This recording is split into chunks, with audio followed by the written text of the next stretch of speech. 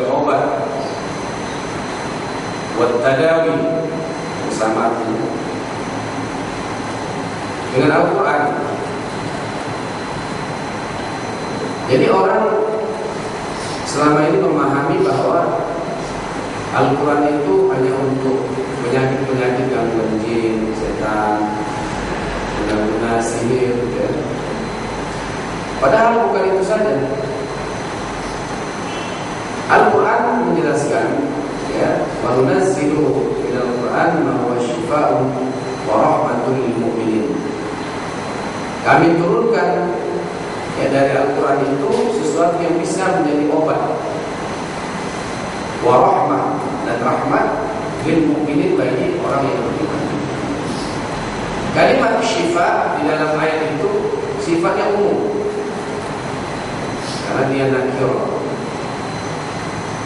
Karena dia umum, maka kesembuhan yang ditimbulkan atau yang bisa diobati dengan Al-Quran, penyakit yang bisa diobati dengan Al-Quran itu sifatnya umum, tidak hanya gangguan sihir, jin, tapi juga penyakit-penyakit medis. Kenapa itu bisa terjadi? Ada beberapa teori. Mungkin teori juga pertama diambil dari barat. Ada teori yang disebut dengan sound effect, ya, efek suara, bahwa seluruh yang ada di alam ini itu bisa menimbulkan suara dan memiliki getaran. Di dalam tubuh kita termasuk, di dalam tubuh kita ada sel-sel yang mana jikalau sel-sel itu terganggu, maka terjadilah, ya, hal-hal yang tidak baik terhadap tubuh kita, bisa menimbulkan penyakit dan keluhan-keluhan. Maka para ilmuwan di barat itu menemukan, ya, suatu teori-teori bahwa apabila sel-sel yang ada di dalam tubuh kita kalau diberikan getaran-getaran, maka dia akan bisa menjadi mudah kembali, bisa menjadi lebih baik apabila terjadi kerusakan-kerusakan pada sel tersebut.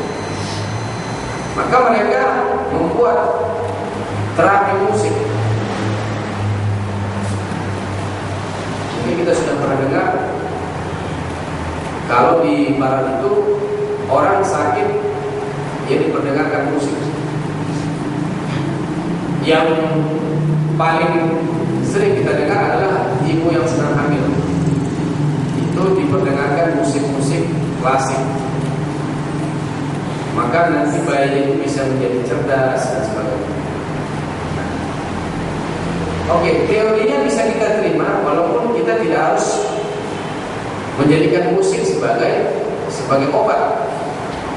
Tapi coba kita bawa kepada Al-Quran. Bahwa Al-Quran itu menurut para pakar, ya, kesehatan Islam, ketika dibacakan, maka dia juga bisa memberikan perubahan-perubahan yang positif terhadap sel-sel tubuh kita. Sehingga ada seorang dokter muslim dari Florida, Amerika Serikat, dia membuat penelitian. Jadi yang muslim dan yang non muslim dikumpul, yang mengerti bahasa Arab dan yang tidak mengerti bahasa Arab dikumpul. Dibuatlah 2 kali, ya, percobaan dengan mendengarkan ayat-ayat Al-Quran. Ternyata hasilnya luar biasa. Orang-orang yang emosionalnya tinggi itu kemudian bisa berubah menjadi orang yang lembut. Jadi wa nunazzilu minal Qur'an ma huwa syifaa'un wa rahmah itu sesuatu yang pasti. Karena ini Allah Subhanahu wa taala yang berbicara. Tapi pertanyaan kenapa? Kita sudah baca Quran, kita sudah berapa kali hafal Quran, tapi masih juga jantungan, ya kan? Masih juga kena kanker, tumor dan sebagainya. Karena setiap obat itu mesti ada syarat dan pantangan. Itu sudah sunatullah. Ibu pun kalau berobat sakit misalnya penyakit kolesterol, itu ada syarat dan pantangan. Pasti dokter itu menyampaikan hal-hal yang harus dipatuhi, jangan sampai dilakukan. Al-Quran sebagai syifa, sebagai obat juga begitu. Coba kita perhatikan ayat ini. Wa nunazzilu minal Qur'ani ma huwa syifaa'un wa rahmatun lil mu'minin. Syarat yang pertama adalah iman. Ya. Al-iman itu kalau kita terjemahkan, kita bahas, itu mungkin lebih luas. Tidak hanya sekedar meyakini Al-Quran itu sebagai kitab suci yang datang dari Allah, bukan itu. Kalau itu mungkin kita semua sudah paham. Mengimani Al-Quran itu sebagai sebuah kebutuhan. Kita mengimani Al-Quran dengan iman yang jazim, iman yang mantap. Tidak hanya sekedar diucapkan, diyakini dengan hati, tapi juga diaplikasikan dalam kehidupan.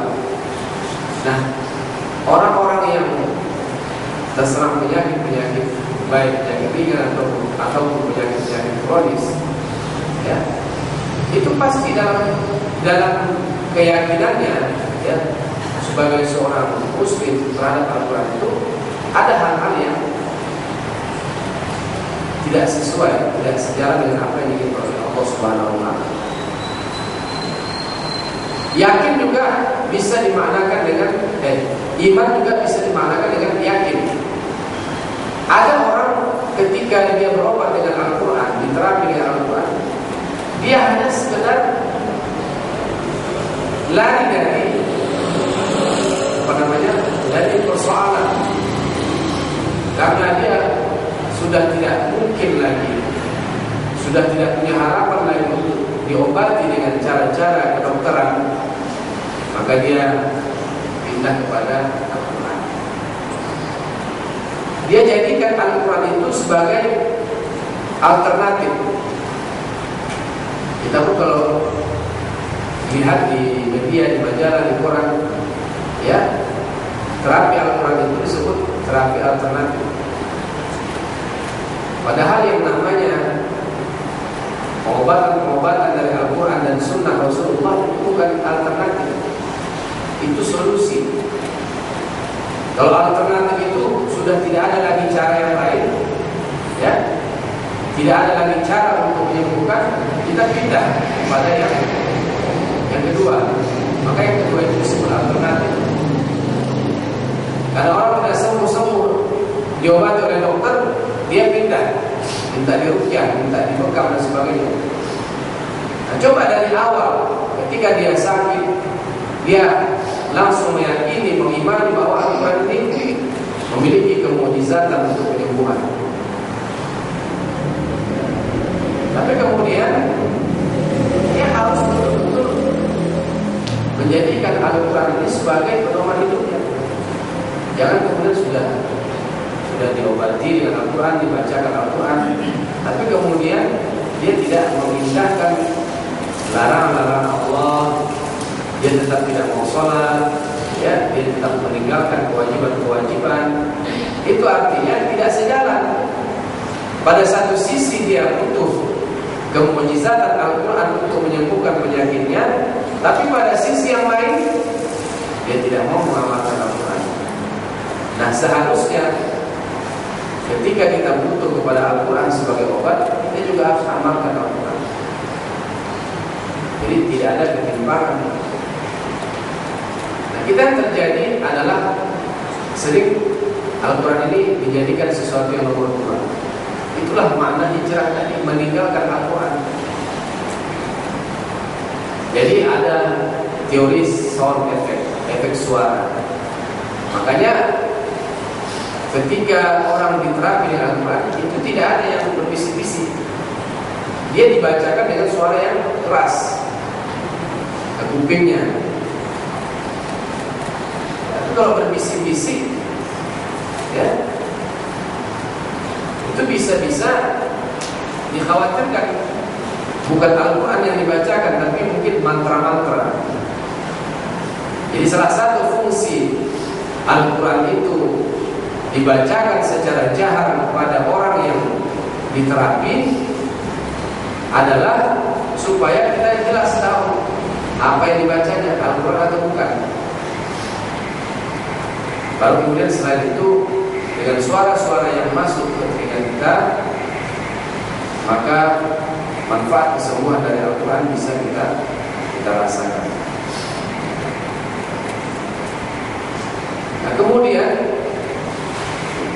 ketika kita membaca Al-Quran, kita harus membacanya dengan kaidah-kaidah tajwid. Membaca Al-Quran ini tidak seperti kita membaca koran, membaca buku-buku, ya. Dalam membaca Al-Quran kita butuh kepada kaidah-kaidah ilmu tajwid. Imam Ali pernah ditanya tentang ayat, ya, warattalnahu tartila. Tartil itu apa maksud? Imam Ali menjawab, at-tartil ma'rifatul huquq, ya, wa tajwidul huruf. Mengetahui wakaf, di mana berhenti, di mana mulai. Kemudian memperbaiki huruf. Memperbaiki huruf itu harus mengetahui makhrajul huruf dan sifat huruf.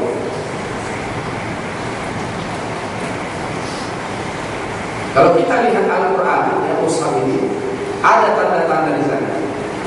Ada misalnya mim, ya. Ada kemudian shad lam, ada kemudian jim, ada qaf lam. Itu memiliki makna khusus. Seperti misalnya bukan qaf lam sebenarnya, ya. Qaf lam ya. Atau kalau kita membaca qala, ya. Itu artinya al-waqfu aula. Wakaf di situ lebih baik. Kalau shad lam, al-wasfu aula. Melanjutkan bacaan lebih baik. Kalau jim, jaiz, ya. Jaiz boleh, wakaf boleh diteruskan. Ada lam alif. Di situ artinya la waqfa. Tidak ada wakaf di situ, artinya baca terus. Mim itu namanya lazim. Ini wakaf lazim. Harus berhenti di situ, tidak boleh diteruskan. Nah, kaidah-kaidah wakaf ini itu melatih kita, ya, melatih nafas kita, melatih udara yang keluar dari tenggorokan kita. Itu memiliki, ya, nilai penyembuhan. Memiliki nilai penyembuhan. Bahkan panjang pendek itu kalau diatur sedemikian rupa, ada yang 2 ketukan, ada yang 6 ketukan, ada, ya, mad asli, mad far'i, mad alif bisukun. Itu kan tidak sama itu panjang pendek itu. Itu harus, kalau kita ikuti, ya, kaidah-kaidah ilmu tajwid seperti itu melatih, ya, paru-paru, jantung, ya, pernapasan. Itu olahraga. Kalau kita sering olahraga, goyang-goyangan tangan, kaki, ya, kepala, tenggorokan kita ini, paru-paru kita, lidah kita, hidung kita itu perlu olahraga juga. Jadi kalau ilmu tajwid ini kita pelajari, itu melatih riyadhatul lisan, melatih lidah. Ya. Bagaimana menyebut huruf ta, ta, bagaimana membedakannya? Sin, sad. Jangan dibaca asa rabbukum menjadi asa rabbukum. Itu merusak. Kalau asa rabbukum mudah-mudahan Tuhan, kalau asa rabbukum Tuhan sudah bermaksiat. Jadi orang sering membaca asa itu aso, mulutnya jadi pojok ke depan, aso, to, so, ro. Padahal setiap fathah itu terbuka. Al-fathah itu artinya membuka. Jadi ketika membaca kalimat atau huruf seperti itu harusnya mulut kita terbuka, bukan monyong. Aso, o, zo. Kalau dia koma harus monyong, harus maju ke depan mulutnya. Kalau dia kasrah harus i. Jangan innallah, bukan innallah. Itu salah. Jadi kalau huruf-huruf di dalam Al-Quran ini kita baca sesuai dengan kaidah ilmu tajwid, itu melatih organ-organ kita. Itu adalah sebuah cara untuk sehat. Jadi jangankan membaca, mendengarkan ayat-ayat Al-Quran itu masuk ke kuping kita, kita tadabburi, kita pikirkan, kita renungkan. Dengan menyebutnya saja pun sudah memiliki arti, memiliki makna untuk menyembuhkan penyakit-penyakit yang ada dalam diri kita. Jadi menjadikan Al-Quran sebagai obat, kata Syekh Abdullah As-Sadhan, itu adalah aslun. At-tadawi bil Quran aslun, wa at-tadawi bi ghairihi farqun. Wa na'khudhu bil asli. Berobat dengan Al-Quran itu pokok, itu dasar. Berobat dengan yang lain itu furu', cabang. Maka kita harus mengambil yang asal, yang pokok. Jadi coba mulai hari ini kita baca Al-Quran itu sesuai dengan kaidah-kaidah tajwid.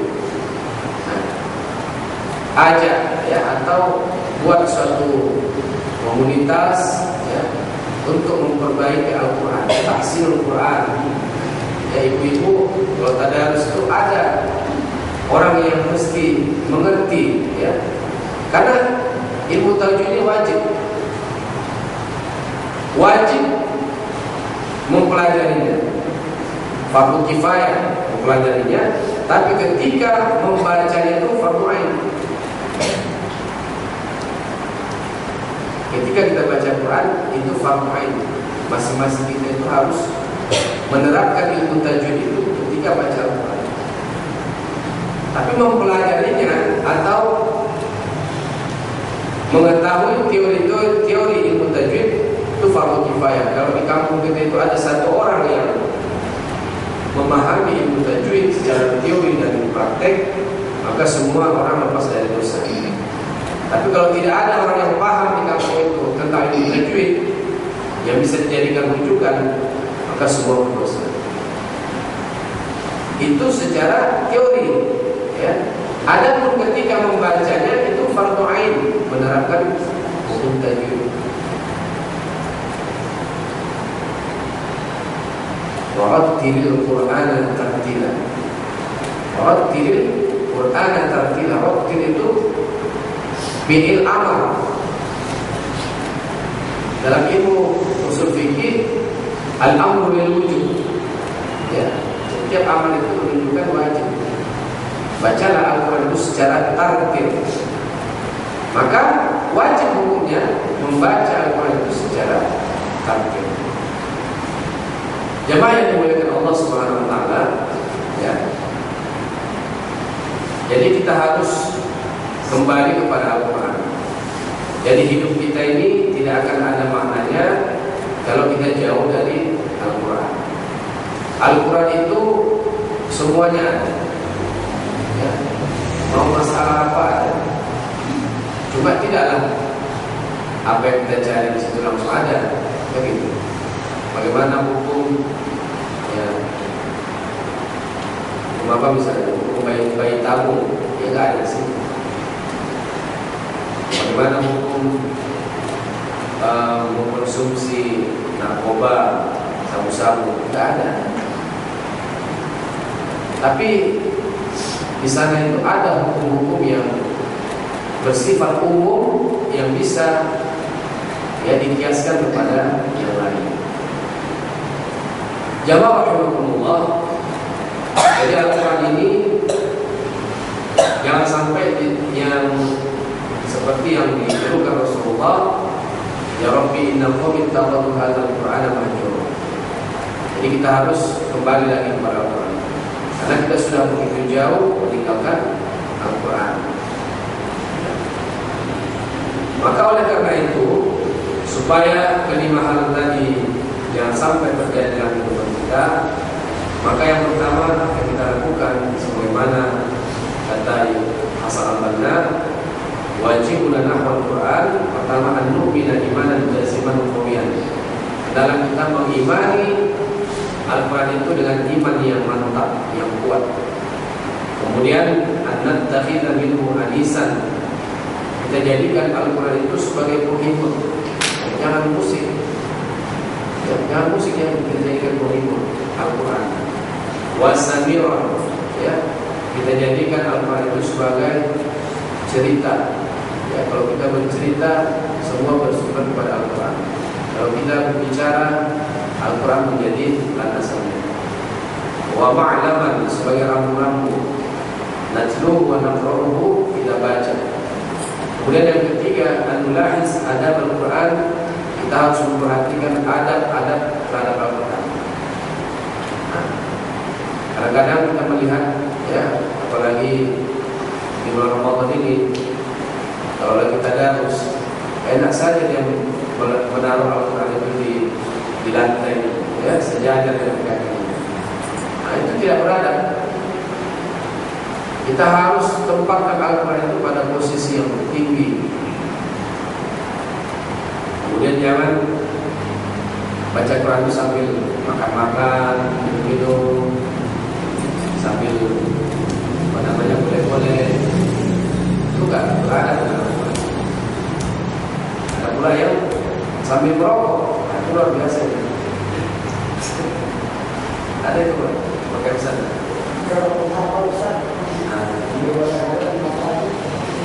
Menghafal juga termasuk membaca Al-Quran. Kalau dia menghafal itu dalam kondisi memegang mushaf, ya dia harus seperti membaca Al-Quran. Tapi kalau mengulang penghafalan, apa kita boleh asalkan jadi kamar mandi aja. Ya kan, kayak anak-anak kecil itu kan, kalau mengulang hafal lagunya itu nyanyi di kamar mandi. Nah, itu jangan sampai seperti itu. Kalau mengulang hafalan boleh. Itu namanya berzikir. Nah, zikir itu mau berdiri, mau duduk, berbaring boleh. Jadi mesti banyaklah yang kita benahi, ya, terhadap Al-Quran ini. Kemudian kata asal benar yang terakhir, an-na'mal bi ahkamihil fardiyah wal istimaiyah. Kita harus mengamalkan hukum-hukum Al-Quran, baik hukum-hukum yang bersifat individu maupun hukum-hukum yang bersifat kemasyarakatan. Artinya yang menyangkut peraturan-peraturan umum. Jangan sampai seperti yang pernah saya sampaikan, Ibadah-ibadah yang bersifat privat, sholat, puasa, zakat, haji, itu kita terima. Tapi kalau yang bersifat peraturan umum, ya undang-undang pidana Islam, ya tentang hukum qisas, hukum hukum mencuri, hukum berzina, nah, itu kita tolak. Itu namanya memisah-misahkan. Yang satu kita pakai, yang lain tidak. Puasa kita terima, hukum qisas tidak. Itu namanya mengimani sebagian ayat lalu menolak ayat yang lain. Itu sangat tidak disukai oleh Allah Subhanahu wa taala. Jamaah rahmatullah, inilah barangkali ya beberapa hal yang bisa saya sampaikan dalam kesempatan ini. Mudah-mudahan Allah Subhanahu wa taala memberikan kita ya kesempatan, waktu, usia yang panjang ya untuk kembali bisa bersama bulan Ramadan. Ya, tinggal sekitar seminggu lagi ya kita bersama Ramadan. Di akhir-akhir Ramadan ini banyak sekali fadilah-fadilah yang harus kita rebut, harus kita ambil ya. Bahwa di akhir Ramadan ini kita harus ya mengencangkan ikat pinggang kita ya. Kemudian berjihad melawan nafsu, melawan keinginan-keinginan ya. Agar kita fokus bersama Allah Subhanahu wa taala. Baca Quran, salat qiyamul lail ya. Kemudian hal-hal yang baik lainnya, iktikaf dan sebagainya. Jadi kita manfaatkan sisa-sisa Ramadan ini dengan memperbanyak amal ibadah. Insyaallah setelah Ramadan berakhir ya kita akan lahir sebagai orang-orang yang bertakwa, sebagai orang-orang yang sangat mulia di sisi Allah Subhanahu wa taala.